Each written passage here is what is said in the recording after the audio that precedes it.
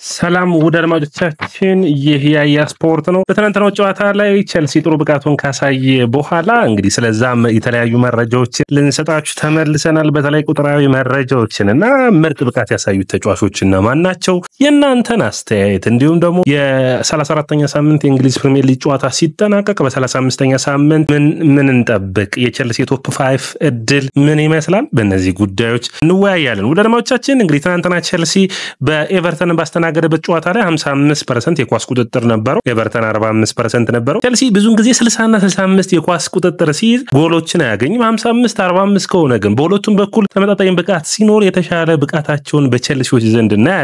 ስለዚህ ይህ ጥሩ ይመስለኛል። ከዛ ውጭ ቸልሲ በጨዋታው ላይ የነበረው ኤክስፔክትድ ጎል በምናይበት ጊዜ 0.98 ኦልሞስት አንድ የሚባል እንዲሁም ደግሞ ኤቨርተን 0.5 ነው። ቸልሲ በጨዋታው ላይ የፈጠረው ትልቁ ድል አንድ ነው፣ አንዱንም አስቆጥሯል። ኤቨርተን ሁለት ድሎችን ፈጥሮ በተለይ የቤቱ ኳስ ሳንቼዝ ያስቀረበት በጣም አስደማሚ የነበረ ነው። ቸልሲ በአጠቃላይ 10 ሹቶችን አድርጓል። ኤቨርተን 6 ሹቶችን ያደረገው። በግብ ጠባቂ በኩል የቸልሲው ግብ ጠባቂ 3 ኳሶችን ሲያድን የኤቨርተኑ ግብ ጠባቂ ደግሞ ፒክፎርድ 6 ኳሶችን አድኗል። ቸልሲ 10 ኮርናዎችን ሲያገኝ ኤቨርተን 2 ኮርናዎችን ያገኙ። ውድድማቻችን ቸልሲ አሁንም በቻምፒዮንስ ሊጉ ላይ የመሳተፍ ፍላጎታቸውን ለማሳካት የቆመ ኳስ ላይ ጎሎችን ማስቆጠር መጀመር ይጠበቅባቸዋል።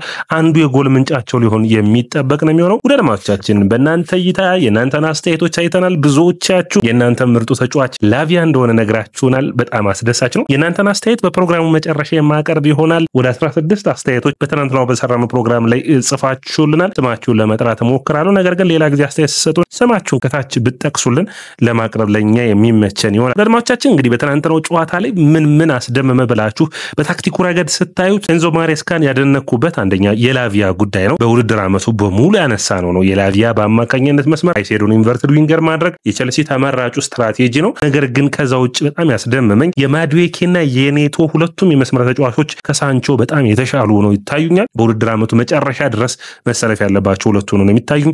ሳንቾ ለኳስ ቁጥጥሩ ቢጠቅምም ቸልሲ ግን ጎል ያለ ማስቆጠር ችግር ነው ያለበት። ስለዚህ አለመገመትን መስጠት የሚችሉት ማድዌኬና ኔቶ እየተቀያየሩ እንዲጫወቱ እድሉን መስጠት በጣም አስፈላጊ ሆኖ ይታየኛል። ቸልሲ ከዚህ በኋላ ያሉትን ቀሪ ጨዋታዎች ጠንከር ብሎ መጫወትና መጨረሱን እንዲሁም ደግሞ ቶፕ 5ን እድሉን መቀጠል ይጠበቅበታል። ፓልመር እንግዲህ እንደጠበቅ ነው ባለፉት ጊዜያቶች እንዳሳየን ድንቅ ብቃቱ ላይ አይደለም። ነገር ግን አሁንም የሚመለስ እድል ያለው ይመስለኛል። በራስ መተማመን ጉዳይ ብቻ ነው። ያንን ለማምጣት ትንሽ ጨዋታዎችን ያስፈልገዋል። በተለይ አሁን በኮንፈረንስ ሊጉ ለሚደረገው ጨዋታም ቋሚ ሆኖ መጀመር ይጠበቅበታል ብዬ አስባለሁ። እንግዲህ በጠቃላይ በዚህ ጨዋታ ላይ ያየናቸውን ድንቅ ተጫዋቾች ስንመርጥ የመጀመሪያው የሚሆኑት እንግዲህ የአማካይ መስመሩ ሲነሳ ስለ ካይሴዶ ማውራት በየቀኑ የማይሰለች ነው። የዚህ ቡድን የጀርባ አጥንት ነው ማለት የሚቻል ነው። ነገር ግን ቸልሲ ሌላ የሚያግዘው ካይሴዶን ይፈልጋል የሚሉ ብዙ መረጃዎች ይወጣሉ። ሌላኛው ግን የቸልሲው እንቁ ላቪያ ነው። ይህ ተጫዋች ምንም እንኳን በውድድር ዓመቱ 9 ጨዋታዎችን ብቻ ቢያደርግም በ9ኙም ጨዋታዎች ግን እንዴት አንድ ተጫዋች ኢምፓክት ወይም ትልቅ ለውጥ መፍጠር ይችላል። እኔ የሚያስታውሰኝ ያው እንግዲህ በጥሩ ላይሆን ይችላል እንጂ የአርሰናሉን ተጫዋች ዲያቢ በጣም የሚያስደምም አማካይ ተጫዋች ነበር። ፓትሪክ ቬራን አርሰን ዌንገር ይተካል ብለው ነበር ያመጡትና ያንን የሚመስል አይነት ተጫዋች በጉዳት አጥቷል አርሰናልና ለቸልሲም ይሄ ላቪያ እንደዛ ነው የሚታየው። ዲያቢ የምታስታውሱ ከሆነ ያው የሌሎችንም ኳስ ማየታቸው አይቀርም። ዲያቢ በአርሰናል ቤት በጣም ጥሩ ፐርፎርማንስ ያሳያል። ከጉዳት ሲመጣ መልሶ ይጎዳ ነበር። የዚህን ተጫዋች ብቃቱ ኳሱን የሚይዝበት የቸልሲን ጨዋታውን ላይ ተጽዕኖ መፍጠር የሚችል የአማካኝ መስመር ተጫዋች ነው። ተጽዕኖ በግልጽ የሚታይ ማለት ቡድኑን ሙሉ በሙሉ ሜክሺፍት የሚያደርግ አንዳንድ ተጫዋቾች አሉ። ደረማቻችን ከጎናቸው የሚሰለፉት ተጫዋቾች በጣም ማግነን የሚችሉ ከነሱ ጋር ስታያቸው የተለየ የሚያደርግ ለምሳሌ ምንም ጥያቄ የሌለው በአርሰናል ቤት ዲክላን ራይስ እንደዚህ አይነት ብቃት አለው። ካይሴዶም ጥሩ ብቃት አለው። ነገር ግን ካይሴዶ ደካማ ነው እየተባለ ሳይሆን የሚያግዘው ሰው ያስፈልጋል። የላቪያ ግን በግልጽ በሚታይ ሁኔታ አንደኛም በጣም ለቸልሲ የተሻለ የሚያደርገው በትናንትናው ፕሮግራማችንም እንደነገርኳችሁ ጎል ፕሮግረስ ማድረግ ኳሱ ወደፊት ፕረስ ልታረጉት የማትችሉት የአማካይ መስመር ተጫዋች ነው። በጣም ሩሪን የሚመስል አይነት ብቃት ሩሪያውን በሲቲ የአማካይ መስመር ውስጥ ይህንን አይነት ብቃት በግልጽ ታዩበታላችሁ። ኳሱን በነፃነት ነው ይዞት ወደፊት የሚሄደው። አስደማሚ ፐርፎርማንስ ነው። ለካይሴዶ ምቾት ካይሴዶ ራሱ የተለየ ብቃቱ እንዲያወጣ የሚያደርግ ነው። ካይሴዶ በኃላፊነት ወደፊት ገፋ ብሎ እንዲጫወት የሚያደርገው 63 ደቂቃዎችን ተሰልፎ ተጫውቷል። ከ63ኛው ደቂቃ በኋላ ቸልሲ እሱ ከወጣ በኋላ ሲቸገር ታዩታላችሁ። ያክል የሱ ተጽዕኖ ከባድ እንደሆነ የሚታይ ነው። እንግዲህ ይህንን ተጫዋች ለቀጣዩ በተለይ ለሊቨርፑል ጨዋታ ለማንቸስተሩ ጨዋታ ቢያርፍ እንኳን ኒውካስትልንና ቅጥታ ያለበት እንደሞ ኖቲንግሃም ፎረስትን ጠንካራ ፉክክር የሚያደርጉበት ይሆናል። ሁለተኛው ደግሞ የምናነሳው ማርክ ኩኩሬላ ይህ ልጅ ከአምና የካቲት ጀምሮ በቸልሲ ዘንድ ወጥ ብቃት ያለው ነው። አሁን ይሄን ስል ከሌሎች ተጫዋቾች ምን ይለየዋል ካላችሁኝ ወጥ ብቃት አንድ ጨዋታ አይደለም ኩኩሬላ ምርጥ የሆነው ደረማቻችን ኩኩሬላ በየተሰለፈበት ጨዋታ ቸልሲ ተሸንፎም ኩኩሬላ ምርጥ ነው። ይህንን ብቃቱ እንዲቀጥል ያስፈልጋል። በጣም አስገራሚ ተጫዋች ነው በኔ እይታ። በተለይ ሹት አድርጎት የሞክሮት አሁን ቸልሲ ባለፉት ጨዋታዎች ላይ ወደኋላ ተመልሰን እንየው እስኪ የኩኩሬላን ብቃት በአርሰናል ጨዋታ ሲሸነፉ የቸልሲን ትልቁን እድል የፈጠሩና የሞከረው እሱ ነበር። በብሬንፎርድ ጨዋታ የሱ ሙከራ ነበር ትልቁ ሙከራ። በየጨዋታዎቹ ትልቁን ሙከራ የሚሞክረው ነው። ኢንቨርትድ ማርከው መስመሩን ጠብቀህ ማጫወተው ታክቲካል መረዳቱ በእድሜው ብስለቱ በጣም ቸልሲ ውስጥ ኃላፊነት መውሰድ የሚችል ተጫዋች ነው ይታያል። በዛሬው ጨዋታ ላይ አንዱን ቁልፍ ኳስ የፈጠረው እሱ ነው። ሹት አድርጎ አይታችሁታል። እንግዲህ ግብ ጠባቂው ያስቀረበት መንገድ በጣም ጥሩ ተጫዋች ነው ይታየኛል። ከግራ መስመር እንደዚህ አይነት ተጫዋችን ማግኘት በቸልሲ በጣም የሚያስደስታቸው ይመስለኛል። በማንቸስተር ሲቲ ቤት ጀሰን ጋቫርዲዮል ልታዩና ልታደንቁ ትችላላችሁ። ነገር ግን የተሻለው ቸልሲ ያለው ብዬ አምናለሁ። ኩኩሬላ በዩሮ 2024 ከአምና ጥር ጀምሮ ከአምና የካቲት ጀምሮ ከጉዳት ከተመለሰ ጀምሮ በጣም ምርጥ ብቃቱ ላይ የሚገኝ ተጫዋች ነው ይታየኛል። ቸልሲ እንደዚህ አይነት 5-6 ኩኩሬላዎች ካሉት ይበቃዋል። በቃ በወጥነት ሁሉ የምትተማመኑበት አይነት ተጫዋቾች ያስፈልጉታል። ለምሳሌ በውድድር ዓመቱ ኮልዊልን አድንቀናል። ነገር ግን ኮልዊል ሲቸገር አይተናል። ካይሴዶ ሲቸገር አይተናል። በወጥነት የተሻለው ከኩኩሬላ በመቀጠል ነገር የተቸገረባቸው ጨዋታዎች ነበሩ። ቢያንስ ቦል ፕሮግረስ በማድረግ ስፔሶችን ሲተው አይተናል። ፓልመርን ማየት ትችላላችሁ። ፓልመር በጣም በአስደማሚ ሁኔታ አምና ከፈረመበት እስከ ዘንድሮ ጥር ድረስ በጣም ጥሩ ነበር። አሁን ግን ከአምና የካቲት እስካሁን የካቲት ደግሞ ምርጡ ተጫዋች ኩኩሬላ ነው ብዬ አስባለሁ። ሌላኛው ሳንቼዝ ስተት አለበት ወይ ይሳሳታል? የሚቀጥሉት ዓመታቶች ውስጥ የቸልሲ ምርጡ ግብ ጠባቂ ሆኖ ይቀጥላል አይመስለኝም። ነገር ግን ትናንትናው ጨዋታ ባደረገው መመስገን ይጠበቅበታል። በተለይ በመከላከሉ ረገድ የበረኞቹ ሁኔታ የሚጠብቅበት ፖዚሽን ፉት ተደርጎ በተለይ የቤቶን ኳስ ሲያወጣው በጣም አስደማሚ ሁለት ኳሶችን አድኗል። የሳንቼዝ አሁንም በግልጽ የሚታይ ይመስለኛል። ሳንቼዝ ደካማ ግብ ጠባቂ ነው ብዬ አልናገርም። ነገር ግን ሳንቼዝ ምን ጎበዝ ነው? ሹት ስቶፒንግ ማድረግ በቃ የተመታ ኳስ ማስቀረት ጎበዝ ነው። የሳንቼዝ ችግር ምንድነው? መቅለብለብ ወይም ይሄ ኳሱን ሲመታ እንግዲህ ቃላት አጠቃቀም ይቅርታ እንጂ መቅለብለብ ስል በቃ ኳሱን ተረጋግቶ በቀላሉ የሚይዘው መረጋጋት የሚጠበቅበትን ኳስ በስነ ስርዓት ያለ መያዝ ችግር አለበት። ኳስ ስርጭት ላይ ችግር አለበት በሚጫወትበት ጊዜ። ከዛ ውጭ ደግሞ ባጭሩ ኳሶችን መጫወት ደግሞ አይችልም። ደግሩ የመጫወት አቅሙ ደካማ ሆኖ ይታያል። ጆሃርትን የሚያስታውስ አይነት ብቃት ያለው ነው። ስለዚህ ቸልሲ ከዚህ ግብ ጠባቂ ጋር የሚቀጥል አይመስለኝም። ሌላኛው ተጫዋች አራተኛ የምናነሳው ማድዌኬን ነው።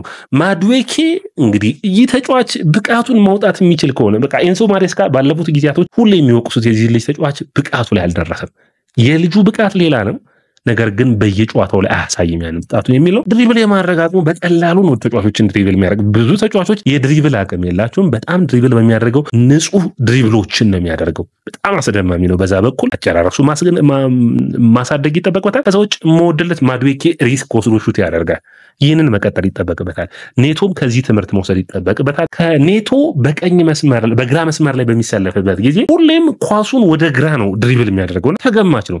ኔቶ ወደ ቀኝ አይገባም። ማድዌኬ ግን ድሪብል ከመቻሉ የተነሳ ወደ ቀኝ እግሩ ይወስደዋልና በቀኝ እግሩ ነው እንግዲህ ሹት አድርጎት ፒክፎርድ ያስቀረበት። ሁለት ኳሶችን ፒክፎርድ አስቀርቶበታል።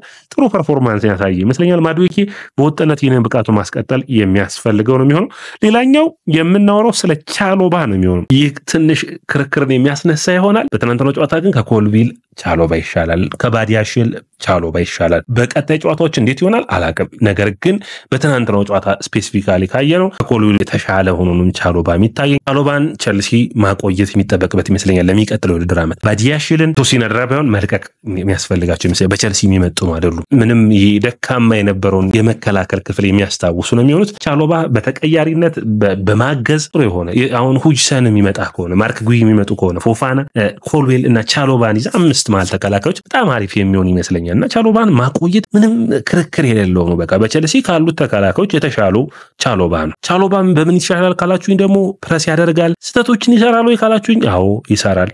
ነገር ግን በጣም አስደንጋጭ ስህተቶችን አይሰራም። የተሻሉ ስህተቶችን ከስተትም ስህተት እንግዲህ ምርጥ ቃላችሁ የተሻለውን ስህተት አይሰራም የሚል ነው። ኮልዊል በውድድር ዓመቱ ወጥ ብቃት የለውም። አሁን እየተሻሻለ መጥቷል። ከፎፋና ጋር ጥሩ ጥምረትን ፈጥረው እንደነበሩ የሚታወስ ነው። ወደፊት ፓስ ማድረግ ላይ ጥሩ ነበር። አሁን ግን እንደዚህ አይነት ፓሶችን ሪስክ ፓሶችን ይሳሳታል። ያንን መቀነስ የሚያስፈልገው ይመስለኛል። እንግዲህ ካልተስማማን ኮሜንት መስጫ ቦክስ ላይ አስተያየታችሁን ጻፉልን። ሌላኛው የሚሆነው ጎል አስቆጣሪው ጃክሰን ነው። እንግዲህ ጃክሰን ወደ ጎል አስቆጣሪነት መመለስ ግድ ይለው ነበር። ይህንን ጎል አግኝቷል። ከሳጥኑ ውጭ ነው ያስቆጠረው። በሚገባ ሹት ማድረግ ችሏል። አሁንም ጃክሰንን እኔ ሁሌ የምለው ሹት ያደርግ። በቃ አጥቂ ነህ። አጥቂ በግዱ ቢሆንም ራስ ወዳድ መሆን ይጠበቅበታል። እንደዛ ካልሆንክ ማንም እድሉን አይሰጥም። ስለዚህ ሹት ማድረግ መሞከር ይጠበቅብሃል የሚል ነው። ስለዚህ ፓስ ከማድረግ ይልቅ ወደ ሹት በማድረግ ሳጥኑ ውስጥ ጨዋታን ማንበብ የሚያስፈልግ ነው የሚሆነው። ወደ ብቃቱ መመለስ ያለበት ይመስለኛል። እነዚህ ጠቅላላ የቸልሲ ጥሩ ጎኖች ናቸው። በቀጣይ እንግዲህ ቸልሲ የአውሮፓ ቻምፒዮንስ ሊግ የተሳትፎ እድሉ ምን ይመስላል ብለን የደረጃ ሰንጠረዡን ስናይ ኒውካስትል ትናንት ኢፕስዊች ታውንን 3-0 አሸንፏል። ይህ ውጤት ስታየው ነው እንግዲህ ቸልሲ ደጋፊዎች ትንሽ የሚያሳዝነው። ቸልሲ በኢፕስዊች ታውን በሜዳው ያጣውን ነጥብ እንግዲህ ኒውካስትል ማሳካት ችሏል። ይህንን ማሻሻል የሚጠበቅ ነው የሚሆነው። እንግዲህ ኒውካስትል በ62 ነጥቦች በ34 ጨዋታዎች ሶስተኛ ነው። አራተኛ የሚገኘው ማንቸስተር ሲቲ ነው በ61 ነጥብ በ34 ጨዋታዎች። አምስተኛ ቸልሲ ይገኛል በ60 ነጥቦች በ34 ጨዋታዎች። ስድስተኛ ኖቲንግሃም ፎረስት በ60 ነጥብ በ33 ጨዋታዎች ማለት ነው። ቪላ 57 ነጥብ ላይ ይገኛል በ34 ጨዋታዎች። አሁን እዚህ ጋር ልታዩልኝ የሚገባው ቪላ 34 ነው የተጫወተው። አሁን ቸልሲ ከቪላ ራቅ እያለ ነው። ኖቲንግሃም ፎረስት በሳምንቱ አጋማሽ ላይ ብሬንፎርድን ይጫወታል። ቀሪ ጨዋታውን ማለት ነው የሚጠበቅ ነው የሚሆነው። ብሬንፎርድን ካሸነፈ አሁን አስጊ ወደ ነው በቀጥታ ይመጣና ኖቲንግሃም ፎረስት ሶስተኛ የሚቀመጥ ይሆናል። ነገር ግን በኔ እይታ የቸልሲ ቀጣይ የቻምፒዮንስ ሊግ ተሳትፎ በእጃቸው ነው ያለው። ምክንያቱም በቀጥታ ተፎካካሪያቸው ከሆኑ ከኒውካስትልና ኖቲንግሃም ፎረስት ጋር ከሜዳቸው ውጭ ይጫወታሉ። ሁለቱን ጨዋታዎች በትግልም ማሸነፍ የሚችል ከሆነ የማንቸስተር ዩናይትዱ ቀላሉ ጨዋታ ነው የሚሆነው። ሊቨርፑል ዛሬ የፕሪሚየር ሊጉን ዋንጫ አሸንፏል። ስለዚህ የቀጣይ ያሉትን ጨዋታዎች በተለይ ሊቨርፑልን በሜዳው ቸልሲ ማሸነፍ ግድ ይለዋል። በጥንቃቄ መጫወት፣ በጥንቃቄ ድሉን ለማምጣት መታገል ያስፈልጋል። ሊቨርፑል ደስታ ላይ ነው የሚሆነው። ስለዚህ መዘናጋቶች ሊኖሩ ይችላሉ። ያንን እድል ሊቨርፑል ፍላጎቱ ከቸልሲ ጋር እኩል ሊሆን አይችልም በቻምፒዮንስ ሊጉ ለመሳተፍ። ስለዚህ ሊቨርፑል ቻምፒዮን ሆኗል። ስለዚህ ይህንን በሚገባ መጫወት ግድ የሚል ይመስለኛል። ፐርፎርማንሳቸው ላይ የሊቨርፑል ሊቀንስ ይችላል የሚል ፍላጎት አለ። ስለዚህ ቸልሲ የሚፋለም ቡድንን በሊቨርፑል ጨዋታ ላይ ማሳየት ይጠበቅባቸዋል። በቀጣዩ ሳምንት እንግዲህ አስቶን ቪላ ፉልሃምን ነው የሚገጥመው። ጠንከር ያለ ጨዋታ ሊሆን ይችላል። ኒውካስትል ወደ ብራይተን ነው የሚሄደው። ጠንካራ ጨዋታ ነው። ቸልሲ ሊቨርፑልን ነው የሚገጥመው። ክሪስታል ፓላስ ኖቲንግሃም ፎረስት ነው የሚጫወቱት። ወደ ክሪስታል ፓላስ ሜዳ ነው የሚሄደው። ክሪስታል ፓላስ በዚህ ሳምንት ጥሩ ብቃታቸው ላይ ነው የሚገኙት። ወደ ፍጻሜ ያለፈዋል። እንግዲህ በፍጻሜ ማንቸስተር ሲቲን የሚገጥሙ ይሆናል። ስለዚህ ጠንካራ ፉክክር ነው የሚሆነው። ማንቸስተር ሲቲ ወልቭስን ነው አርብ የሚገጥሙ። ስለዚህ እነዚህ ጠንካራ ነው። ወልቭስ እንግዲህ ጥሩ ብቃታቸው ላይ ነው የሚገኙት በተከታታይ ጨዋታዎች። ስለዚህ ጠንካራ ፉክክርን የምናይበት ቀጣይ ሳምንት በጣም የሚያሳየን ይሆናል። በሳምንቱ አጋማሽ ኖቲንግሃም ፎረስት እና ብሬንፎርድ የሚያደርጉት ጨዋታ ቸልሲ አንድ አይናቸውን የሚያዩት ጨዋታ ነው የሚሆነው። ብሬንፎርድ ኖቲንግሃምን ነጥብ የሚያስጥለው ከሆነ ቸልሲ እንግዲህ ድሎችን የሚያገኝ ይሆናል። ነገር ግን ቸልሲ ምንም ጥርጥር የሌለው ቀድሜም እንደተናገርኩት የዋንጫው ወይም የፉክክሩ በእጁ እንዳለ የሚያሳዩ ናቸው የሚሆኑት። ወደ አድማጮቻችን የእናንተን ኮሜንቶች በመጨረሻ ማነብ ይሆናል። ኢትዮ ቸልሲ ዩቲዩብ የሁሉ ጊዜ አድማጫችን ነው። ቸልሲ ኢዝ ባክ ብሎናል በትናንትናው ላይ። ሌላኛው አድማጫችን የሆነው ፋይዘል ቸልሲ ኢዝ ባክ ብሏል። ላቪያ ኢዝ ባክ ያለን ደግሞ አብርሃም መልኬ ነው። እንግዲህ ላቪያ በጣም የሚገርም ብቃት እንደሆነ ብዙዎቻችሁ ነው። ሌላኛው እንግዲህ ናቲ ሲቲ የሚልም ሮሚዮ ላቪያ ኢዝ ባክ ብሏል። ጃክሰን የሚልም እንግዲህ ስንታየው አሰፋ የሚባል አድማጫችንም እንደዚህ ብሏል። ዳግማዊ ኤሪክሰን ደግሞ ሌላኛው አስተያየቱን የሰጠን ነው ላቪያ ብሏል። እንግዲህ አንዱ አድማጫችን ደግሞ ጥሩ አስተያየቱን የሰጠን ምንድነው በመሃል ሜዳ በኩል በጣም አስፈሪ ነው ላቪያ ሲመጣ ቸልሲ በማለት አስተያየቱን ሰጥቷል። የፓልመር ጉዳይ ግን አሳሳቢ መንገድ ላይ ቀጥሏል ብሏል። ጥሩ የሚባል ነው እንግዲህ ላቪያ ጥሩ ፐርፎርማንስ ነው። ፓልመርም ወደዚህ ወደ ምርጥ ብቃቱ የሚመለስ ይመስለኛል። አባይ ዘውዱ እንግዲህ ይወዳቸዋለሁ የሚል መልእክት ነው። የሁሉ ጊዜ አድማጫችን መሐመድ አሊ በርቱልን ብሎናል። ጥሩ የሚባል ነው እንግዲህ ላቪያ ለቸልሲ አስፈላጊ ሆኖ ያየውበት ጨዋታ ነው። ላቪያ በተጨማሪ ግን በትናንትናው ጨዋታ ላይ ሳንቼዝ ምርጥ ብቃቱ ላይ ነበር። ቸልሲ እንደ ቡድን አሁን የሚቀረው ነገር ያለ ይመስለኛል። ድል ለቸልሲ ብሏል። ጥሩ የሚባል ነው። እንግዲህ ጌታቸው መኮንን ነው ይህንን አስተያየት የሰጠን። ሌላኛው እንግዲህ አባስ አህመድ ምን ብሎናል? ሁሌም አቅርቡልን ያያ ተባረክልን ብሏል። እንግዲህ አመሰግናለሁ አድማጮቻችን። ሌላኛው የሚሆነው እንግዲህ እሱ የበላይ የሚባል አድማጮቻችን በዚሁ ከቀጠልን አራተኛ የመውጣት እድል አለን፣ እነዚህ ቀሪ ጨዋታዎችን ካሸነፍን ቸልሲ ይዝባክ እንላለን ብሏል። እንግዲህ አሁንም ቢሆን መታገሉን ቸልሲ የሚቀጥል ይሆናል ብዬ አስባለሁ። አድማጮቻችን ይህ ያያ ስፖርት ነው። ላይክ፣ ሼር፣ ኮሜንት፣ ሰብስክራይብ ማድረጋችሁን አትርሱ።